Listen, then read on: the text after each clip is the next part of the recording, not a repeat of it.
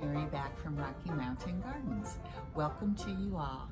And this morning we're going to be talking petunias. Petunias are one of my favorites for pots in the summertime because they give consistent, continual color all summer. I just love them. And you'll see them in my next garden tour as well. But let's first talk about what type of petunias do I grow. I use a brand, and it's my favorite, called Proven Winners. I have been growing Proven Winners in my garden probably for about 4 to 5 years. And when I learned about them and how prolific they are with their blooms, I said I really have to try them. Now they are a bit more expensive than your run-of-the-mill petunias that you'll find in any store, but they're well worth the money in my opinion. And guys, I am not affiliated or connected to this company at all. I just love their product. Now, if you go to a big box store or a nursery, this is what the containers can look like. The PW is for Proven Winners. And what I particularly love about this petunia is that it is sterile, meaning it doesn't produce seeds. Now with your traditional petunias, you have to be diligent about getting out into your garden and deadheading, which means pulling off the spent blooms. Because if you don't, your plant will focus its energy on producing seeds rather than on producing flowers, which is of course what we want from our petunias. And so guys, this is the key part about the Proven Winners brand with this type of plant. No deadheading necessary, which means it frees you up for other gardening details that you want to take care of. And it is just a very easy plant, and it grows very, very profusely. And just produces blooms like crazy. So if you love lots of color in your garden, try this. Now, let me show you a couple of the tags that come with these plants. Proven Winners petunias are called Supertunias. And here's one of the tags that you can see here. And it is for this yellow variety that is called Limoncello. Very pastel and pretty. But it just says, as you can see there, Supertunia. Now the next tag I'm going to show you is from a different variety called Bubblegum. Let's look at the tag. You will see here that it says Supertunia, but it has the added word Vista. And Vista means that it is like a Supertunia. It just blooms its little heart out. And this bubblegum, this pink color, is just an amazing plant. I simply adore it. And right back here, you can, let's see if I can point to the right place. Right there is a bubblegum Supertunia. And you can see in this pot, I only have 2 petunias. This darker one, which I think is called Magenta, and then the bubblegum. I only planted simply 2 in that pot, and believe me, it will just be filled and overflowing before I know it. And so this is one thing that's kind of the key about these Supertunias. It is that normally I would buy more petunias to fill in a pot and make it look really bountiful. But with Supertunias, you do not have to buy so many, because 2 petunias alone is enough to fill a fairly large pot. So you purchase fewer plants even though each individual one costs more. Does that make sense? Once you get your plants potted up, water them in really well, and then you need to start on a fertilizing routine.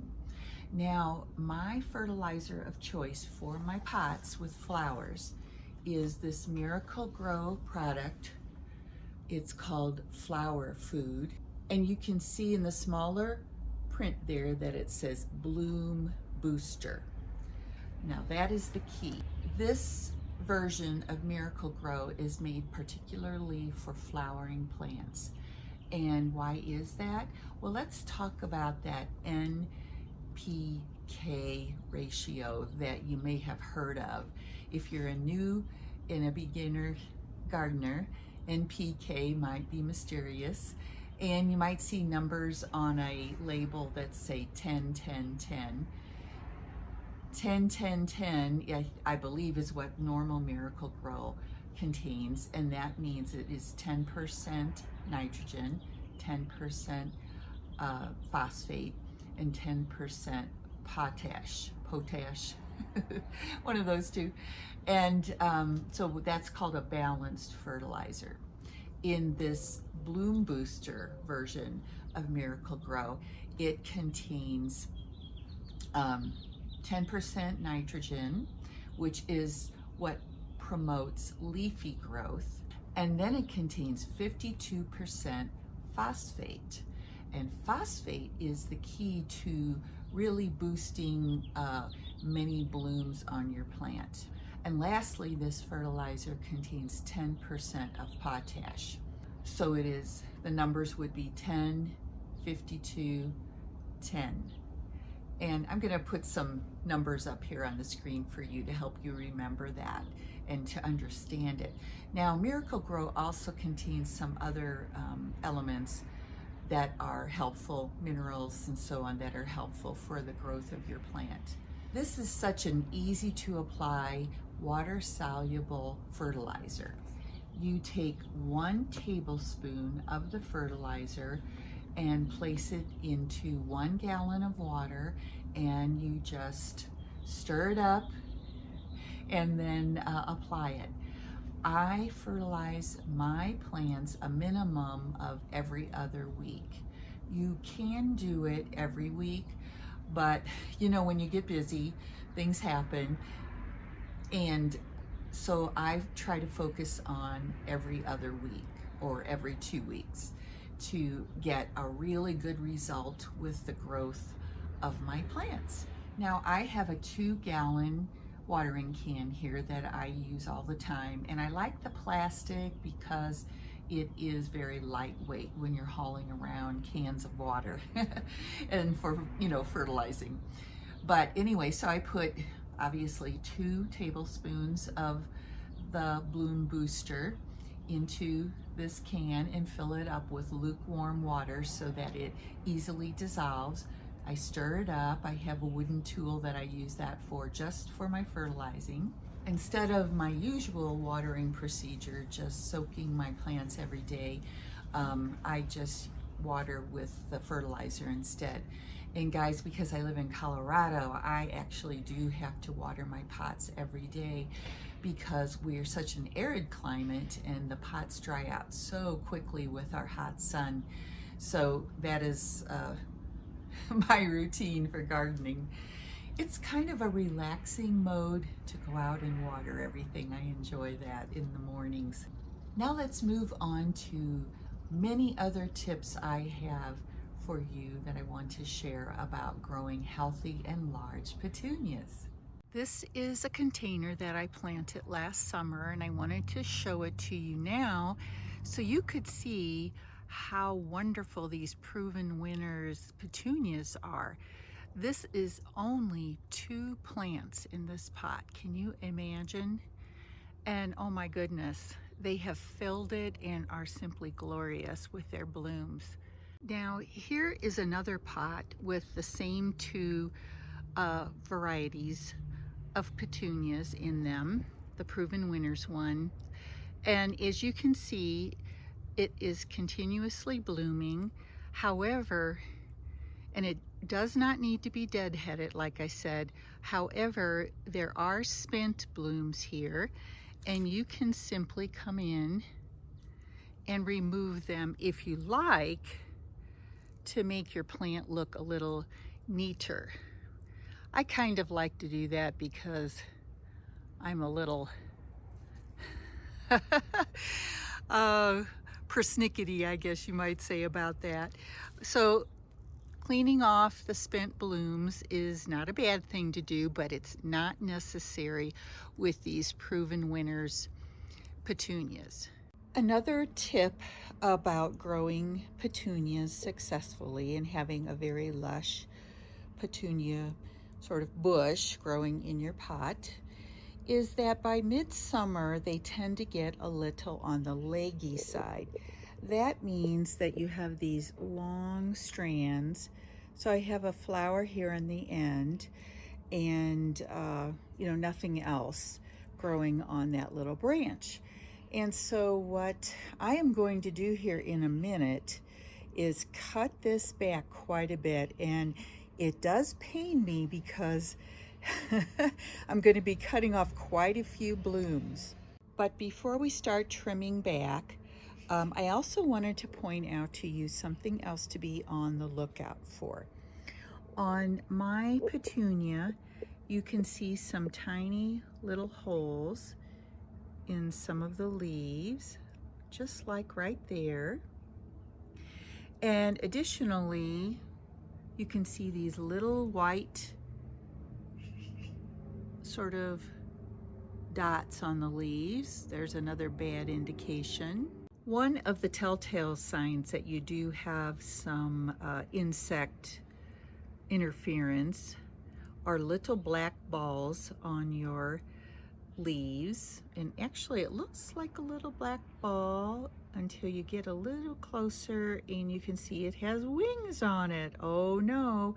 So definitely we have some insects on this plant that are causing the blooms to not be as bountiful as you would expect on one of these petunias. So we are going to trim back this petunia. And by the way, this is the Vista series by Proven Winners of Supertunia called Bubblegum. I think Bubblegum Pink. I'll check for you. But in any case, this should be way more bountiful, like I said, with its blooms, even though it does look pretty. But we're going to take care of that now, and let's get started. All right, so I have my garden scissors here, and I'm just going to begin snipping.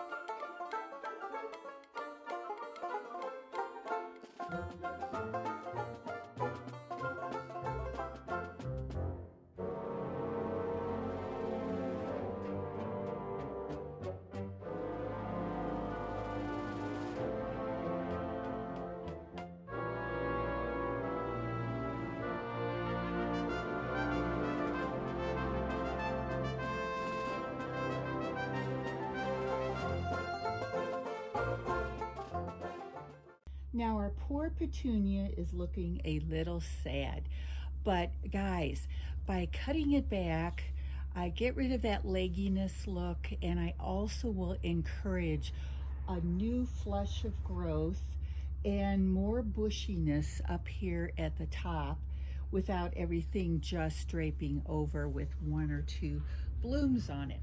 Now I've put on my outdoor work gloves, and I'm going to be using a product here called Captain Jack's Dead Bug. It's made by Bonide, and it's for organic gardening. So even though it's for organic gardening, I'm still wearing gloves just to be extra cautious. And you are supposed to shake it up quite well before you begin to use it. And then I'm going to spray my plants thoroughly. That means I'm going to go over the top of my petunia, all around anywhere it's growing. And then I'm going to get the underside as well, spraying up, getting those under parts of the leaves to make sure all of those evil bugs are taken care of. We want them gone, gone, gone from the petunias. So Captain Jack's, I bought this on Amazon. It's a great product. And you know, I like to use organic products as much as possible in the garden. So my friends, I bet you never imagined that anybody could talk so much about the common petunia. However, I wish you all much success this summer in your gardening, that your backyards just look fantastically beautiful, and I'll see you soon again next Friday, as a matter of fact, for another video.